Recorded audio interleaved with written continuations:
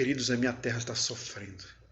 Eu sou amazonense, brasileiro, e a minha terra está te pedindo socorro, mas eu não vou falar só disso não. Olha só, ninguém quer uma pandemia, você concorda comigo? Claro! Apesar de alguns tentarem lucrar com ela, no fim, ninguém quer doença, nem o medo dela, muito menos morte ou sofrimento.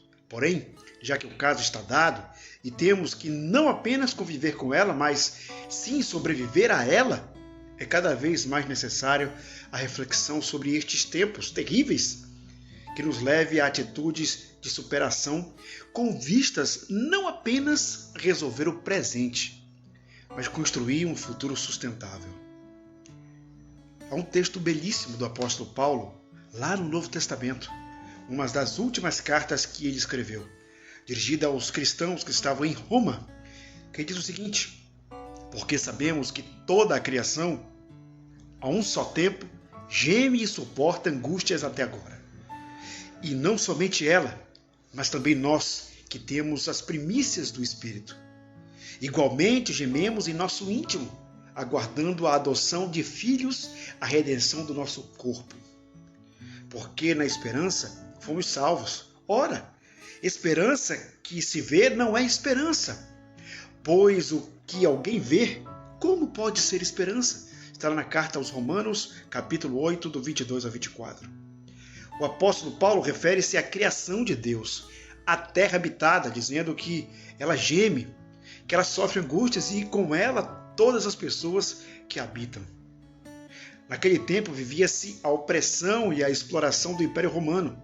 Hoje, nesse momento, é o império do capital e dos que dele se alimentam que oprime e explora a criação.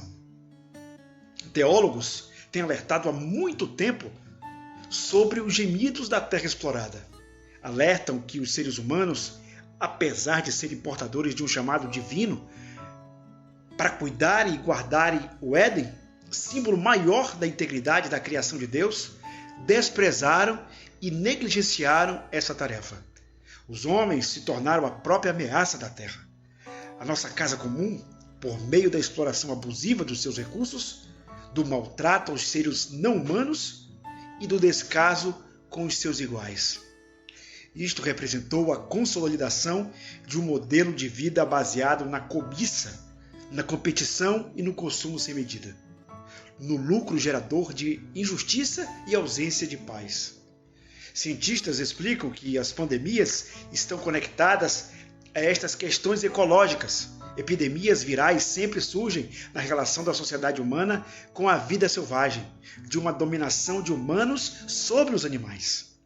O coronavírus é o centro das discussões sobre a vida, o presente e o futuro. São centenas de milhares de casos com um número expressivo de seres humanos que já perderam a vida. E além de ser uma questão de saúde pública, o coronavírus traz dimensões sociais grandes. Levanta o problema da xenofobia contra asiáticos, da discriminação social contra pobres e moradores das periferias, dependentes do trabalho informal e do transporte público, vulneráveis à contaminação e carentes da assistência pública. Da estupidez daqueles que se sentem imunes frente às demandas coletivas por solidariedade e afirmam: se eu me contaminei, isso é responsabilidade minha. Ninguém tem nada a ver com isso.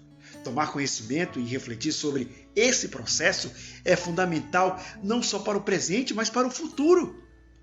Por que chegamos a estas crises de dimensões extraordinárias? Porque somos submetidos à coletividade, a riscos de morte.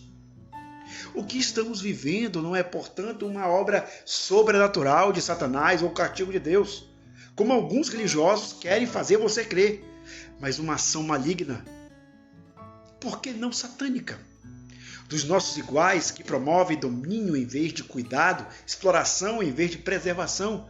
Por isso, este precisa ser um tempo de oportunidade, de redenção e de esperança. Como escreve o apóstolo Paulo, oportunidade de se pensar um mundo ecológico e justo, organizado em torno do cuidado, não centrado nos humanos, mas que busque a harmonia de todos os seres que habitam a mesma terra, que é a nossa casa comum. oportunidade de se retomar a dimensão da coletividade e do cuidado de uns para com os outros, superando-se o individualismo e o egoísmo de uma sociedade centrada na competição e no lucro. Se partirmos destes princípios básicos de coexistência, dá para ter esperança sim de que sobreviveremos a mais essa diversidade para fazermos um mundo muito melhor. Eu acredito na esperança.